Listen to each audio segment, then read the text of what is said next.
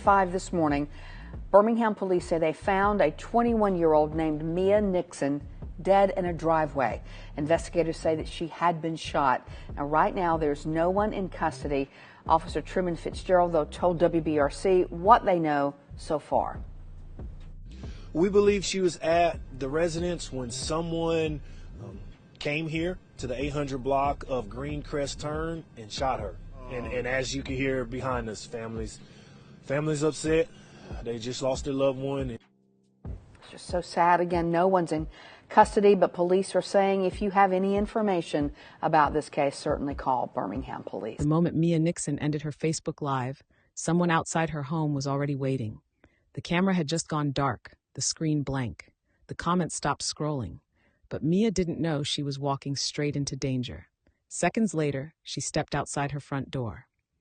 The street was quiet, too quiet. Then came the shots, rapid, precise, shattering the night. At first, the live stream felt like many others people post every day. Casual conversation, back and forth with followers, reacting to comments as they appeared on the screen. But then the tone shifted. The discussion grew tense. Voices in the comment section pushed back. Mia fired back too, refusing to back down as the exchange became more heated. Viewers kept watching, wondering how far the argument would go. Then suddenly, it ended. Mia stopped the stream, and the screen went dark. For the people watching, it seemed like nothing more than another live video coming to a close. But what they didn't know was that just outside Mia's home, someone had already arrived. The street was quiet, and that's when it happened. Gunshots shattered the silence. Neighbors heard the shots and rushed to look outside. Within moments, someone dialed 911. When police arrived, Mia Nickson was lying in the driveway outside her home. She was only 21 years old. Before we continue, take a second to subscribe to True Crime Stories Chronicles if you're new here. And let me know in the comments, what city or country are you watching from today? Because the events of that night raised questions that still disturb people who followed the case. Was the shooter already waiting for her? Did the argument during the Facebook Live play a role in what happened next? And most disturbing of all, who knew Mia would walk outside at that exact moment? To understand what happened that night, it's important to understand who Mia Nickson was before her name ever appeared in a crime report. Mia was a young woman from Birmingham, Alabama, a city known for its deep history, strong communities, and also its ongoing struggle with violence. Like many people growing up there, Mia was surrounded by both opportunity and challenges. But those who knew her say she approached life with confidence and energy. Friends often described Mia as outspoken and lively. She wasn't someone who blended quietly into the background. When she entered a room, people noticed. She had a bold personality and wasn't afraid to speak her mind, whether she was joking with friends or defending herself during disagreements. At just 21 years old, Mia was still figuring out her future, but she had already begun carving out her own path. One of the ways she did that was through the beauty industry. Like many young entrepreneurs, Mia worked with hair and beauty services, an area that allowed her to connect with people while building her own source of income. For many young women, the beauty business isn't just about style, it's about independence. Mia spent hours working with clients, promoting her services, and staying active online so people would know about her work. In today's world, social media plays a huge role in businesses like this, and Mia used it regularly. Her social media pages showed glimpses of her daily life, photos with friends, videos where she shared her thoughts, posts that showed her personality, sometimes playful, sometimes serious, but always authentic. To her followers, Mia came across as someone who enjoyed connecting with people. She interacted frequently with viewers, replied to comments, and wasn't shy about going live to talk directly with her audience. Outside of work and social media, Mia spent much of her time around family and friends. Like many young adults, her circle was made up of people she trusted and spent time with regularly. They hung out together, talked about everyday life, and supported one another through the ups and downs that come with growing into adulthood. Those closest to her say Mia valued loyalty in her friendships. She was protective of the people she cared about, and she expected the same in return. But as time went on, some of those relationships began to grow complicated. Disagreements started appearing within her social circle. Small conflicts that might normally stay private began showing up online. Arguments in comment sections, posts aimed at certain people, tension that didn't always stay behind closed doors. Friends would later recall that social media sometimes became a place where personal disputes played out publicly. Conversations that could have been handled privately turned into heated exchanges where anyone watching could see the conflict unfolding. For Mia, who was active online and comfortable speaking her mind, these exchanges didn't always stay quiet.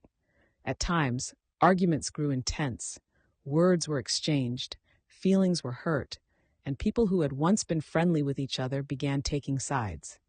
Situations like this are not unusual in the age of social media, but when emotions run high and personal conflicts become public, things can escalate in ways no one expects.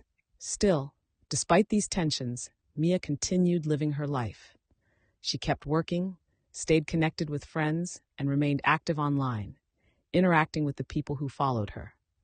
To many watching from the outside, it seemed like the life of a typical 21-year-old navigating friendships, work, and the pressures that come with social media visibility. But beneath the surface, unresolved conflicts were quietly building. And then came the night that would change everything. As January 9th turned into the early hours of January 10th, 2024, Mia Nickson was at home in Birmingham, Alabama. It was late, the kind of quiet hour when most people had already gone to bed. But for Mia, the night was still active. Like many young people who use social media as part of their daily routine, Mia often went live on Facebook to talk with followers and friends. Live videos gave her a way to interact in real time. People could join, comment, react, and respond while she spoke. That night was no different at first. At some point during the late hours, Mia started another Facebook Live session. Her phone camera captured her as she spoke directly to viewers, answering comments and reacting to what people were saying in the chat. As the stream began, viewers started joining one by one. Some were people who knew her personally.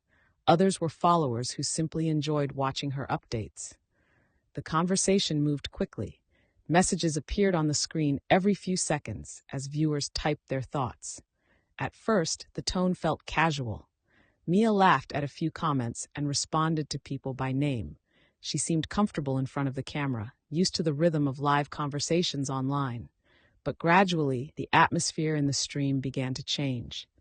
Certain comments began to challenge things Mia was saying. Some viewers questioned her. Others brought up issues that appeared to be connected to ongoing disagreements.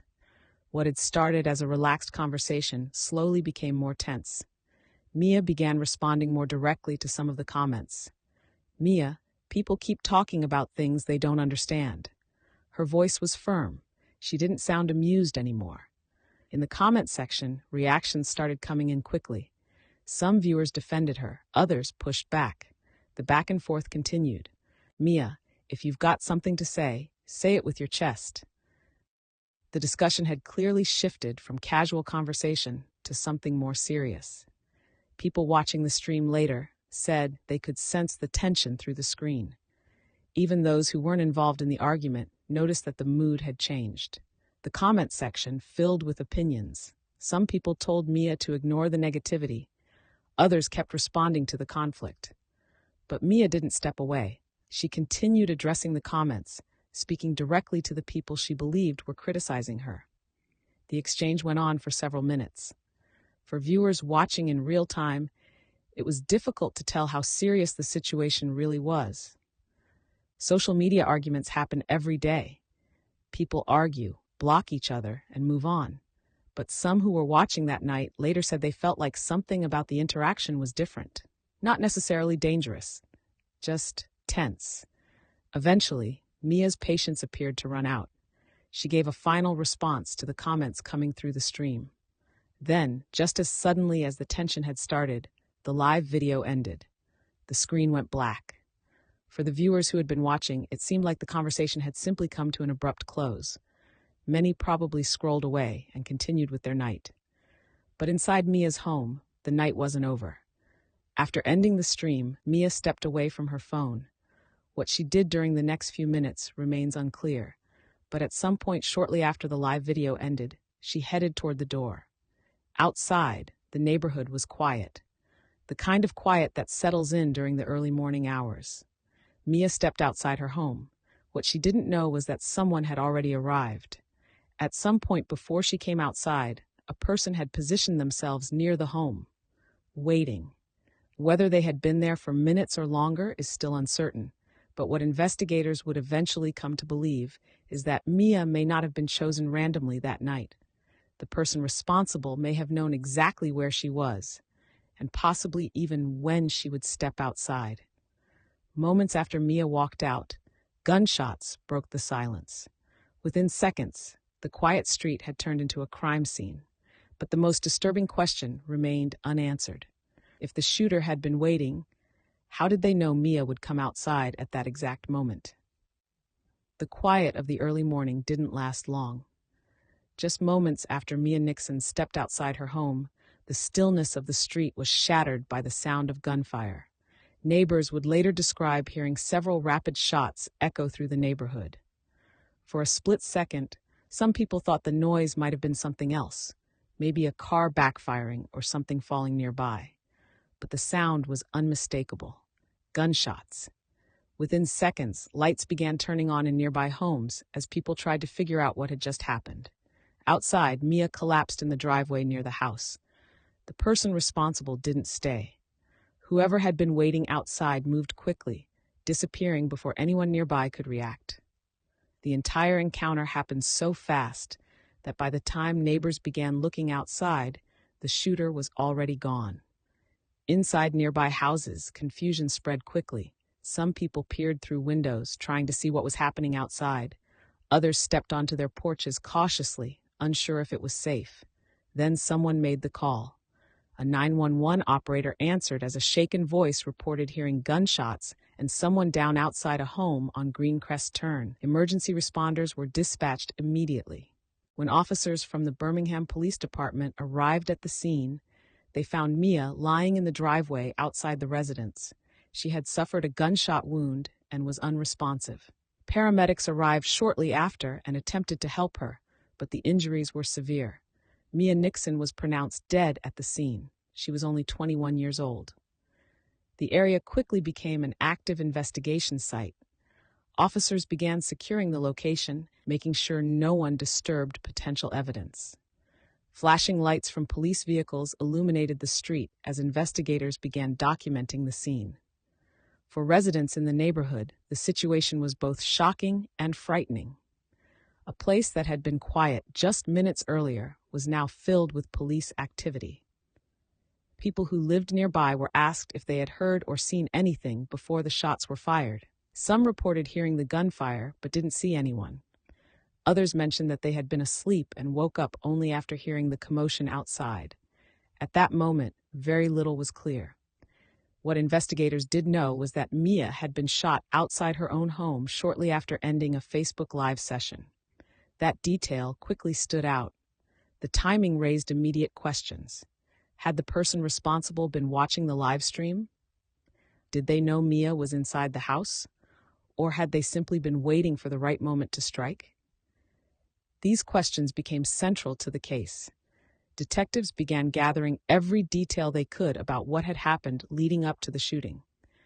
The fact that Mia had been active online shortly before the attack added another layer to the investigation. If someone had been watching that live stream, they might have known exactly where she was and what she was doing. But there was still another possibility. The shooter might not have needed the live stream at all. They may have already known where Mia lived, and they may have already planned to be there that night. For the officers working the case, the next steps were critical. They needed to determine who had been near the house, who had interacted with Mia in the hours before the shooting, and whether the conflict seen during the Facebook Live had anything to do with the violence that followed. Meanwhile, news of the killing began spreading quickly throughout the community. Friends and family members started receiving messages asking if the rumors were true. Social media posts began appearing as people tried to understand what had happened. Many were stunned. Just hours earlier, Mia had been speaking live to viewers online. Now, she was gone, but the investigation into Mia Nickson's death was only beginning. Because as detectives started looking deeper into the case, they began to realize that this shooting might not be an isolated incident. There were signs pointing towards something much bigger. In the hours after the shooting, the quiet street where Mia Nickson had been found quickly turned into an active homicide investigation. Police officers blocked off the area around the home, preventing anyone from entering the scene. Yellow tape stretched across sections of the driveway and nearby parts of the street, while investigators began documenting everything in sight. Every detail mattered. Detectives carefully examined the area where Mia had fallen. They searched for shell casings, marks in the pavement, and anything that could help them understand where the shooter had been standing. Officers moved slowly around the scene, photographing and collecting evidence piece by piece. Even the smallest clue could make a difference. While forensic teams worked outside, other officers began speaking with people who lived nearby. Residents were asked whether they had heard anything unusual before the gunshots. Some neighbors said they had been asleep until the sound woke them. Others said they heard several shots but didn't see anyone running or driving away afterward. The attack had happened quickly, too quickly for most people to react. Detectives also wanted to know if anyone had noticed unfamiliar vehicles in the area earlier that night. A car sitting on a quiet street in the early morning hours could easily go unnoticed, but it might hold an important clue. At the same time, investigators began learning more about Mia's final hours. One detail immediately stood out. Just before the shooting, Mia had been live on Facebook. That meant there was a digital record of her final public interaction before the crime. Investigators wanted to know whether anyone in that conversation had made threats or said anything that could be connected to the violence that followed. As they reviewed the stream, they also began looking at Mia's recent activity online. Social media can sometimes reveal ongoing conflicts that might not be obvious to outsiders. Messages, posts, and arguments can leave a trail. Detectives started examining Mia's interactions in the days leading up to her death. They looked at public posts and conversations, trying to determine whether she had been involved in disputes with anyone. At this stage, the investigation was still wide open, but one possibility began to concern detectives. The timing of the attack seemed unusually precise. Mia had ended her Facebook Live and stepped outside shortly afterward. Within moments, she was shot. That raised an important question. Had the shooter simply been passing by at that exact moment, or had they been waiting for her? The idea that someone might have known Mia would come outside that night became a serious line of inquiry. If the killer had been waiting nearby, it suggested that the attack might not have been random. It could have been targeted. That possibility forced investigators to consider several different motives. One of the first areas they examined involved Mia's personal relationships. Detectives looked into the people closest to her, including friends and acquaintances, to see if there had been any serious conflicts. Another area of focus was the argument that had taken place during the Facebook Live. If tensions had been building online, detectives needed to know whether those disputes had crossed into real-life threats. They also considered the possibility of jealousy or retaliation connected to issues within Mia's social circle. Each of these angles required interviews, background checks, and a careful review of communications. As detectives continued working through these possibilities, the investigation began expanding beyond Mia's immediate circle. That's when something unexpected began to surface. While reviewing other violent incidents in Birmingham, investigators started noticing similarities between Mia's killing and several other shootings that had occurred in the city. The more they looked into it, the more the connections began to stand out. And before long, detectives realized Mia Nickson's murder might not be an isolated case at all. It could be part of something much larger. As the investigation into Mia Nickson's killing continued, detectives in Birmingham began looking beyond the immediate crime scene. At first, their focus had been on the people closest to Mia, friends, acquaintances, and anyone who may have had a conflict with her. Around the same time period, Birmingham had been dealing with a rise in violent incidents, including several shootings that left multiple people dead.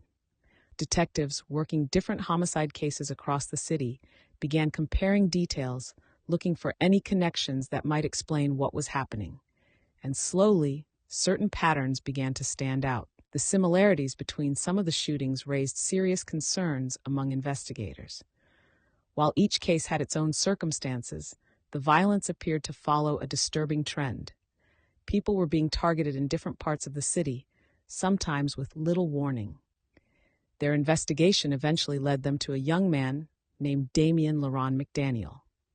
McDaniel, who was 22 years old at the time authorities brought charges against him, was already under investigation in connection with multiple violent crimes across Birmingham. As detectives examined his activities and movements, they began linking him to a growing list of shootings. What they uncovered shocked even seasoned investigators. Police alleged that McDaniel was connected to several killings that had taken place throughout the city. Some of the incidents involved targeted attacks, while others were tied to violent events that had shaken entire neighborhoods. The scope of the investigation quickly expanded. Authorities began reviewing evidence from multiple homicide cases, comparing timelines and details that might point to a common suspect. As the evidence grew stronger, McDaniel's name started appearing in connection with an alarming number of violent incidents. Eventually, law enforcement officials announced that Damien Laron McDaniel had been charged in a series of murders linked to shootings across Birmingham. Among those cases was the killing of Mia Nickson. For detectives working the investigation, this development marked a major turning point. What had once appeared to be a single tragic shooting was now part of a much larger and more disturbing picture. News of the charges spread quickly. For residents of Birmingham, the revelation was both shocking and unsettling. People who had been following reports of different shootings suddenly realized that those cases might all be connected. Many residents had already been concerned about the rise in violence. Learning that a single suspect could be linked to numerous murders intensified those fears. Community members began asking how so many attacks could have happened before the suspect was identified. Some people expressed relief that investigators believed they had found the person responsible. Others were stunned by the scale of the accusations. For the families of the victims, including Mia's loved ones, the news brought a complicated mix of emotions. On one hand, authorities had identified a suspect. On the other, the case had become part of a larger investigation involving multiple victims. Each of those victims had their own story, their own families, and their own communities, grieving their loss. As details about the charges against McDaniel continued to emerge, officials described the investigation as one of the most significant homicide cases the city had faced in recent years. The number of people affected by the alleged crimes made the situation even more serious. For Mia Nickson's case, this development raised a new set of questions. If investigators believed that the suspect was involved in multiple shootings, what had led him to Mia that night? Had she been chosen randomly, or had someone directed the violence toward her? Those questions became even more pressing as detectives continued examining the circumstances surrounding her death. Because even with a suspect now identified, one mystery still remained. Why was Mia Nickson targeted? Even after investigators identified Damien Laron McDaniel as a suspect connected to multiple violent crimes in Birmingham, one question continued to trouble those following Mia Nickson's case. Why Mia? Determining motive is often one of the most difficult parts of any homicide investigation. While evidence can link a suspect to a crime scene, understanding the reason behind the act can take much longer, sometimes years. In Mia's case, detectives examined the possibility that the attack had been targeted rather than random. The timing alone raised concerns. That sequence suggested the shooter might have been waiting. If that was true, then the attack may have been planned in advance. Investigators began exploring whether someone had directed the violence toward Mia. In some cases, shootings are connected to personal disputes, financial conflicts, or ongoing disagreements between individuals. Detectives reviewed Mia's recent interactions, both in person and online, searching for signs of serious conflict. The argument during her Facebook live stream also became an important part of the discussion. Viewers had witnessed a tense exchange in the comment section, and some believe that the argument might have played a role in what happened later that night. But proving a direct connection between an online dispute and a violent attack can be extremely difficult. People argue on social media every day. Most of those arguments end without any real-world consequences. Still, investigators couldn't ignore the possibility that tensions from Mia's personal life had crossed into something more serious. Another theory that emerged during the investigation involved the idea of a setup. Some people close to the case wondered whether someone had shared information about Mia's location that night. If the shooter knew where she lived and when she might step outside, that knowledge could have come from someone familiar with her routine. This theory led detectives to continue examining the relationships and conversations surrounding Mia's life in the days before the killing. At the same time, authorities were also investigating the suspect's involvement in several other murders across Birmingham. That meant Mia's case was now part of a much larger investigation involving multiple victims and different circumstances. Because of this, some details about motive have remained limited while legal proceedings move forward, which brings investigators back to a moment that still raises questions. Those who knew Mia described her as someone with a strong personality who wasn't afraid to express herself. She had built friendships, worked to grow her presence in the beauty industry, and stayed connected with people through social media. Losing someone so young left a painful void in the lives of those closest to her. Social media quickly filled with messages from friends and supporters who were struggling to understand what had happened. People posted photos, shared memories, and expressed disbelief that Mia was gone. Many described her as lively and outspoken. One friend wrote that Mia was the kind of person who always said exactly what she felt. Others spoke about her sense of humor and the way she interacted with people online. But alongside those tributes came anger and frustration. Residents in Birmingham were already concerned about rising violence in the city. Learning that Mia's killing might be connected to a series of other murders intensified those fears. People wanted answers. They wanted to know why a young woman had been killed outside her home and whether the violence affecting the community would continue. For Mia's family, the loss was deeply personal. Behind every headline was a daughter, a friend, and a loved one whose life had ended far too soon. Their grief was shared by many who followed the case. And while investigators continued working to bring clarity to the circumstances surrounding her death, Mia's story became a painful reminder of how quickly lives can be changed by violence. Mia Nickson's story, as tragic as it is, serves as a stark reminder of the ways small conflicts can escalate into irreversible consequences. One of the most striking aspects of her final hours was how an argument that played out on social media may have intersected with real-world events.